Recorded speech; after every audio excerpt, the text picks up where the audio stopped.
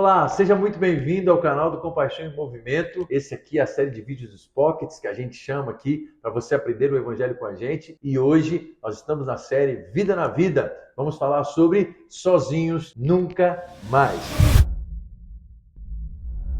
Abra sua Bíblia em Atos, capítulo 26, versículo 16 ao 18. Agora, levantem-se, fiquem em pé. Eu apareci para constituí-lo servo e testemunha do que você viu a meu respeito e do que lhe mostrarei.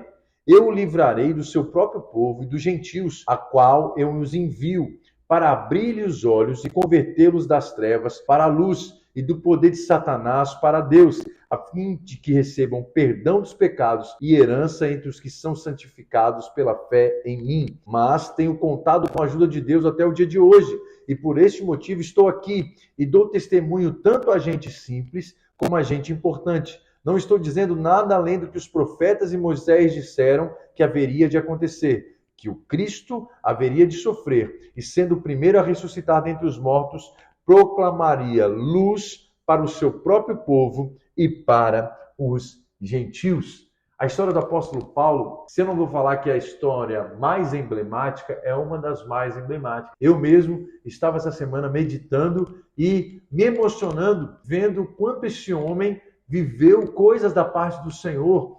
Você vê o apóstolo Paulo escrevendo a maioria das cartas à igreja dos gentios, foi Paulo que escreveu. A maioria da base teológica do Ocidente foi Paulo que escreveu. Paulo ia nas suas viagens missionárias, Paulo foi usado por Deus para curar tantas pessoas. A Bíblia vai dizer que as pessoas pegavam a roupa de Paulo ou o lenço de Paulo para passar para os enfermos e os enfermos eram curados a partir disso. Olha que coisa maravilhosa! Mas ao mesmo tempo nós vemos também um Paulo que é perseguido praticamente em todas as cidades que ele passa, Paulo que apanha, Paulo que é preso, Paulo que diz, eu sou o pior dos pecadores. Paulo que vai dizer, para você ter uma noção, uma das coisas que Paulo passa diante da perseguição é ser descido por um cesto, ser descido de uma muralha por um cesto com a ajuda dos amigos, porque os homens daquela cidade tinham dito, nós não vamos comer nem beber até que matemos a Paulo. Você já parou a pensar? Eu lendo o Evangelho, lendo a palavra, lendo a Bíblia, vendo esse monte de histórias e me emocionando com a história de Paulo. E nesse texto que Paulo aqui especificamente está falando, ele está dizendo que Deus tinha o chamado e prometeu que o livraria de todo mal.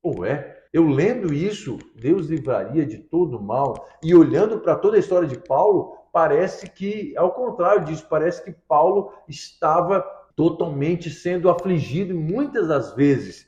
Por quê? Porque nós temos a impressão de que o Senhor livrar significa não aflição, não sofrimento, não perseguições, mas não é isso que Deus nos promete a falar sobre livrar. Ele nos promete que nada dessas coisas, que nada daquilo que estamos passando, nenhuma privação, nenhum sofrimento, isso não vai nos parar, isso não vai nos matar. É que nós temos a impressão de que Deus falar que vai nos livrar é o seguinte, nos amenizar de todos os problemas e nós vamos viver agora em água mansa e tranquila, beirando o sol aí, sentadinho na rede, só balançando. Não, esse não é o tipo de livramento que Deus promete. Deus nos promete livramento em meio às batalhas. É só você ver Daniel, é só você ver Sadraque, Mesaque e Abidnego, é só você ver Elias, você vê a história desses homens de Deus do Antigo Testamento, você vai ver que eles foram livrados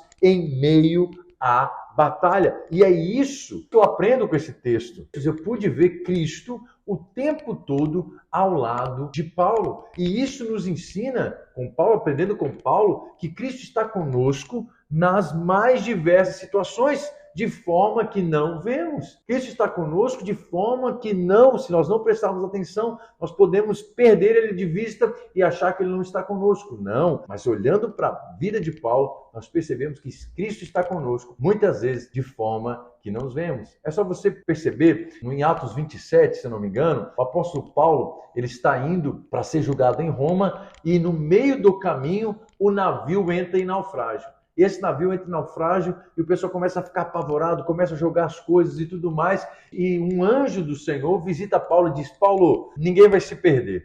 Paulo então chega para aqueles homens e fala assim, um anjo me visitou e disse, ninguém vai se perder. E o que a gente imagina a partir disso? A gente imagina que na mesma hora o mar se aquietou. Não foi assim com Jesus? O mar se aquieta. Na mesma hora acabou a onda. Na mesma hora entra a bonança. Não! Você vê que a história vai piorar. A Bíblia vai dizer que a situação chega tão extrema que é mandado aquelas pessoas que sabem nadar se jogar no mar.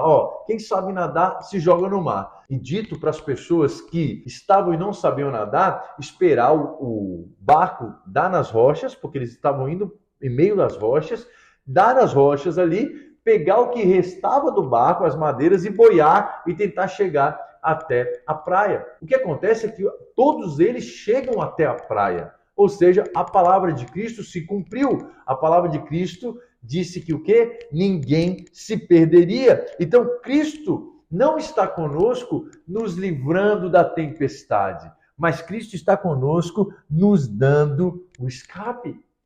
Cristo está conosco, muitas vezes, não te livrando das tempestades como você queria, como nessa situação. Mas Cristo está contigo, Cristo está conosco no meio das tempestades.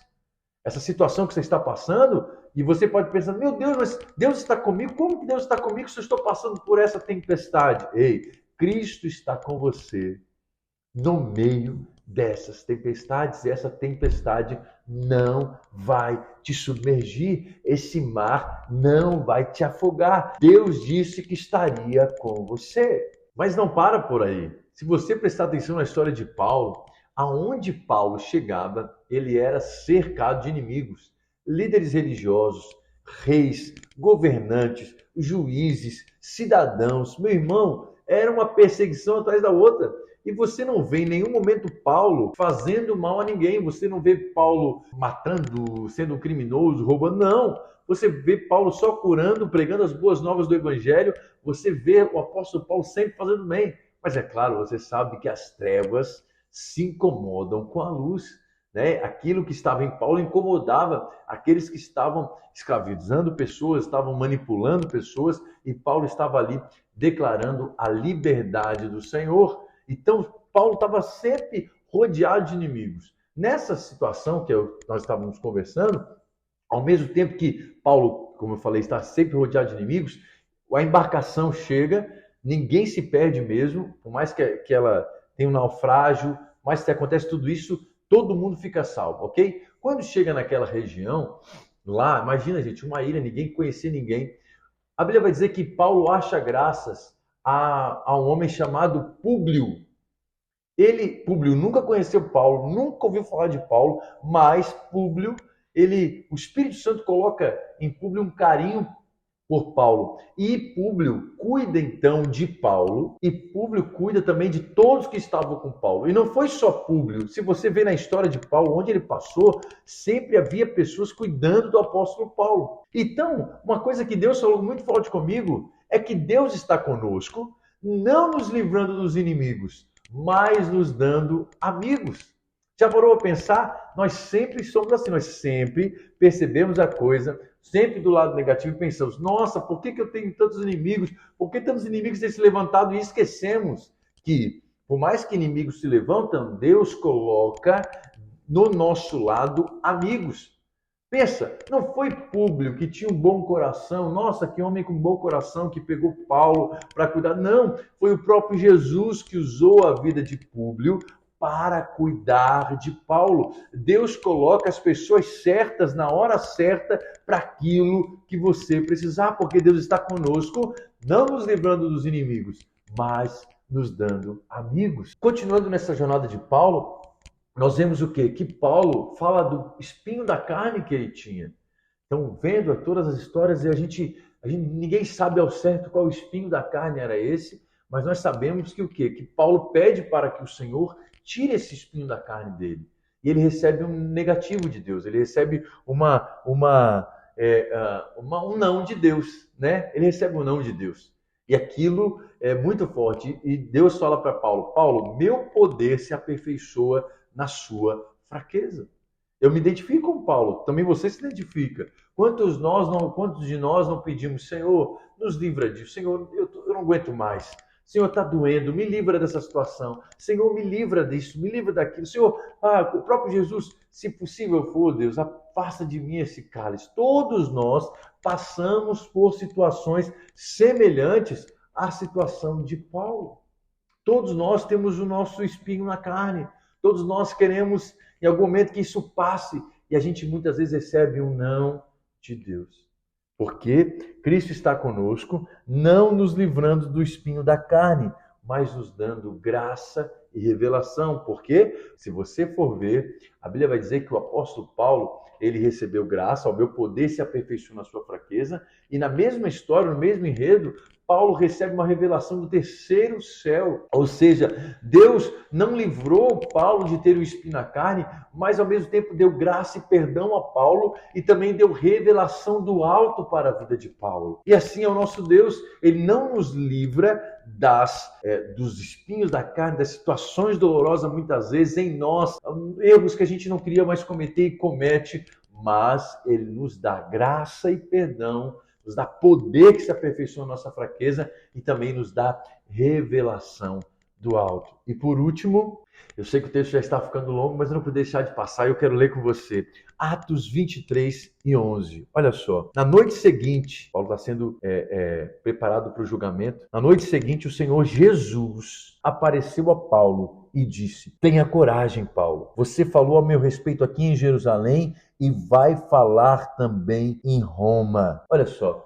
Paulo está nessa situação, está sendo julgado, está se preparando para o julgamento, né? E ele está orando ali ao Senhor, acredito eu. E nesse momento que Paulo está na prisão, não tem louvor quebrando correntes. Lembra que Paulo também já foi preso, e quando Paulo e Silas cantavam, a prisão foi toda aberta, teve uma revelação do céu. Nesse momento não tem companheiro, porque Paulo está sozinho. Nesse momento não tem milagre, não tem anjo abrindo a porta. Nesse momento é Paulo sozinho.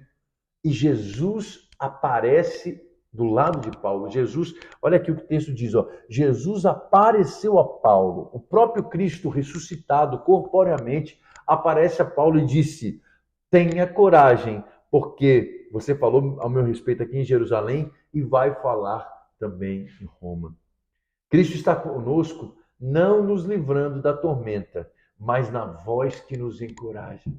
Cristo está contigo, meu irmão, não muitas vezes te livrando da tormenta, porque a tormenta muitas vezes faz parte do teu propósito.